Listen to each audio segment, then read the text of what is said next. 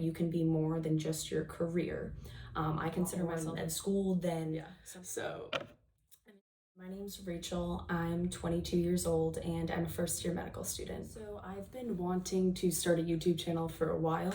And the reason why I finally did is because I realized that I want to show what balance looks like in medical school. And I want to show that you can be more than just your career.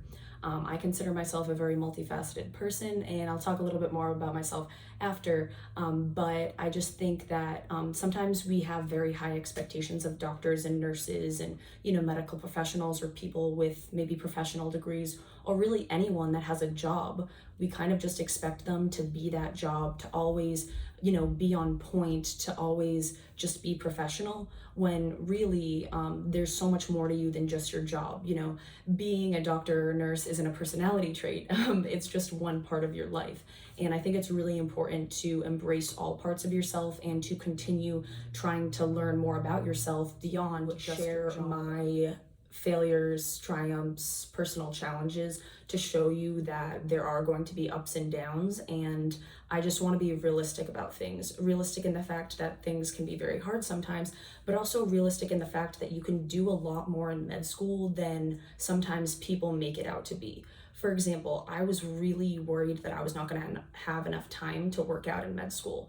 And I have been consistently working out since about sophomore year of high school. So I was worried that my workout schedule would kind of just go in the trash when starting med school. But what I've actually came to find out was my schedule became more consistent when I started medical school, because working out was something that really helped me clear my mind. It helped me feel better mentally and physically, and it was something that I went out of my way to make time for. And I think there's another misconception that you're just gonna be up until 3 a.m. every single night studying. And that's not true, because I would say I get an average of 7 hours of sleep per night, because I realized that during my undergrad career, I did not prioritize sleep enough and I did not get enough sleep. So I realized that was something that I really needed to prioritize while in med school. And now, like I said, I get about 7 hours of sleep a night. Some people think that you are not going to be able to talk to your friends and family. And I will say that I don't text my friends and family every day. I usually call my parents every other day and talk to them on the phone while I'm walking outside, so I can be walking outside, but also talking to my parents. So kind of doing two things at once. But I honestly have just cultivated my friendships even more with the people that I know really care about me and that I really care about. And what I like to do instead of texting them every day is set aside a time during the month after I just finished an exam or something to talk with them on the phone, and then have a real deep conversation about what's been going on in their life and what's been going on in my life. So I really do think that you can still, cultivate these relationships that you have, and it doesn't go all out the window because you start med school. Now, on the other hand, I will say that no, med school is very hard and it is a lot of information. And I will not deny the fact that I have called my parents crying on the phone, because that has definitely happened. I will also not deny the fact that I had to buy a laptop the night before an exam, because we have been doing all of our exams on Zoom, or on a program that records you while you take the test, because we weren't going in person because of COVID. And I actually bought a laptop that did not have a camera on it, and then I realized at 5 p.m. on a Sunday when my test was on Monday, and that was a whole freak out. And I made it through that though, but I just want to share that these things do happen, and that's the reality of it. And I just want to show that there's good and bad, and I just want to be real with it. So a little bit about me. I am currently going to medical school where it's warm, but I am not from a warm climate. I'm from up north. And so I knew when I was applying to medical schools that location was very important to me, because like I said, I knew I wanted to be able to walk outside and not feel trapped inside. And so far I really like this location and I'm really happy with it. I love working out, as I was saying, and it's a really big stress reliever for me.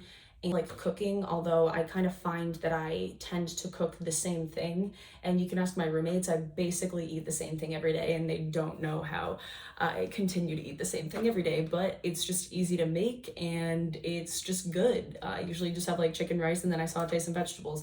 I eat more than that, but that's usually my main meals for lunch and dinner. I am into astrology. I am a Gemini. And if you care, I am a Virgo rising and Capricorn moon. So drop your astrology signs below if you're into astrology. Actually, here is a candle from my sister. She got it for me for Christmas. It says Gemini on it. Yeah, so I'm into astrology, and then kind of with that, like through astrology, I've gotten more into spirituality, something that I really want to talk about and do videos on. It's really helped me through medical school and through some challenges that I faced during medical school. I got into it about a year ago, I would say, when I was in the interview process for medical school. I hadn't gotten in anywhere yet at this point, and I was doubting myself, and I just realized I needed to have faith in myself and believe in myself and believe that I was going to be accepted, because if I didn't, then why would anyone else believe in me, and why would a medical school want to accept me? So I just started writing down every day and telling myself, I am going to do great at my interview. I am going to get accepted into this medical school. I am going to be a medical student. I'm going to be a great doctor one day. I literally had to work through the self-doubt and just tell myself that I could do it. And from there on, I kind of stuck with that. I started journaling more. And then since the start of medical school, I really got into spirituality and manifesting, and kind of just realizing that I have full control of my thoughts, and that means that I have full control of my reality. So I really was able to reclaim my power, I would say, and just feel really empowered through spirituality. And that's something that I want to talk about and share with people, because I think that it could have a great impact on others' lives. There's practices within the spirituality realm that you can take and do in your regular everyday life, like manifesting, meditation, mindfulness, just being more emotionally aware and being more aware of your own thoughts inside your head, because they actually have such a great impact on you. And I think sometimes people don't really realize that, but you have more power and control over yourself and your life. Something else that is important to me is the fact that I am in the military. I participated in the ROTC program while I was in undergrad, and I can go into that in a different video and how that's shaped me and the lessons that I've learned from that. That stands for Reserve Officer Training Corps, and I'm currently in the HPSP program during medical school, which stands for the Health Professions Scholarship Program. So what that means is that I'm going to be going into the military after I complete medical school, and I'm going to be serving as a doctor and officer in the military. So something else that I think is important to note is that I am an osteopathic medical student, which means that I go to a DO school. So what that means is I am going to graduate with my Doctor of Osteopathic Medicine, versus if you go to an MD school, that stands for medical doctor. And as I said, DO stands for Doctor of Osteopathic Medicine. So basically, an MD and a DO are the same.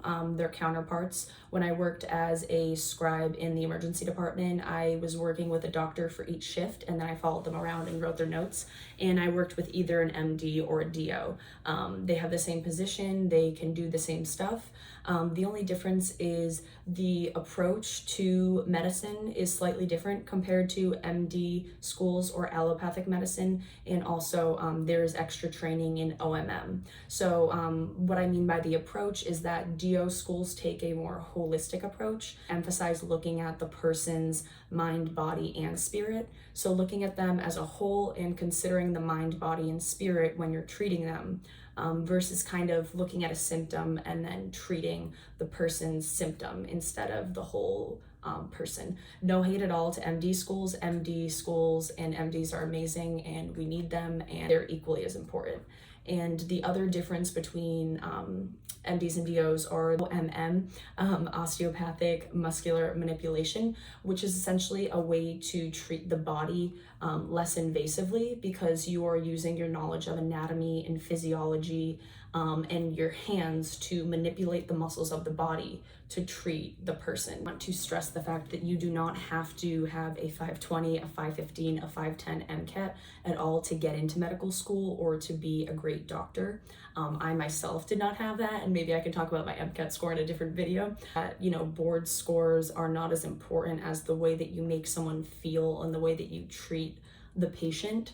And thank you so much for learning a little bit about me and making it this far in the video. If you have, if you'd like to follow along to learn about balance and, just the reality of medical school with some spirituality and some extra stuff in there, then subscribe. And if you could like and leave a comment, that would mean the world to me.